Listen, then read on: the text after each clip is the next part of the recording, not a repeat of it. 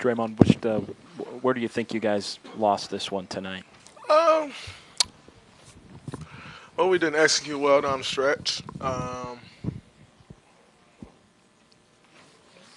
Defensive end, we fouled a three-point shooter, and I gave up a free throw line box out, which ended up leading to 2 points, and just didn't make the plays down the stretch we needed to make.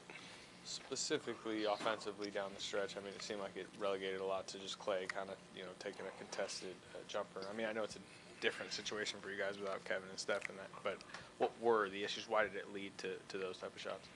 I'm not sure. I just don't think, I think that we gave the ball to Clay and everybody else just stood. You got to keep moving. Put ourselves in a better position to score rather than just depending on Clay to make a shot. Raymond, Steve said that he thought the Kings really executed their offense pretty well in the fourth quarter. Do you think that was the case, or do you think there were some defensive issues too? I mean, you got to give them some credit. They definitely executed well, and our defense just wasn't that great. So you definitely got to give them some credit for what they did. You made the 2 early threes, ended up taking a ton of them, obviously maybe because of the score. But did you feel better shooting the 3? They did look pretty good going up there. Yeah, they felt good. A few of them in and out. But yeah, it felt good tonight. It's cool. Did the offense run like it should without Steph and KD, or was it a little more forced than you might even have expected without those two guys in there? I mean, without those two guys, it's going to be tough. Tougher. That's 60 points, so somewhere near it. And they draw so much attention, to where it's, the paint's kind of a little more closed down when they're not out there. There's, more attention on wherever the ball is, as opposed to when they're out there, wherever they are. They kind of had a defense on their heels. So, they definitely, were missed, but we still had our chances to win the game. We just didn't make plays down the stretch, offensively or defensively. You dreading this road trip at all? I think it's your longest of the year coming up. Not necessarily dreading it.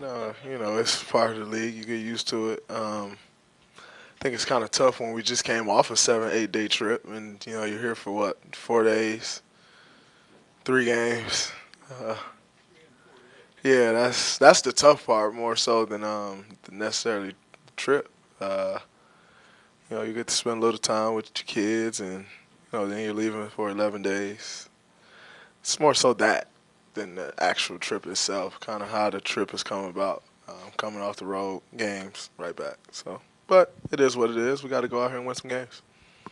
It's going to be popular to talk about what Steph and KD would have given you guys on offense, but what about on defense? Because it looked like there were times when you missed what they were able to give you guys on defense, too, over the course of the season. Yeah, I mean, just their presence on the floor in general, was missed. Obviously, K's been out for a few games now, and, his presence is missed on the defensive end. And then Steph, Steph comes up with a lot of steals. He's in the right place a lot. So you definitely miss it on both sides of the floor, just miss their presence out there. But like I said, other guys had a chance to step up. Patrick played a phenomenal game. Omri's been playing really solid for us in Kevin's absence. So, there were some good things out there. Like I said, we just didn't make plays down the stretch.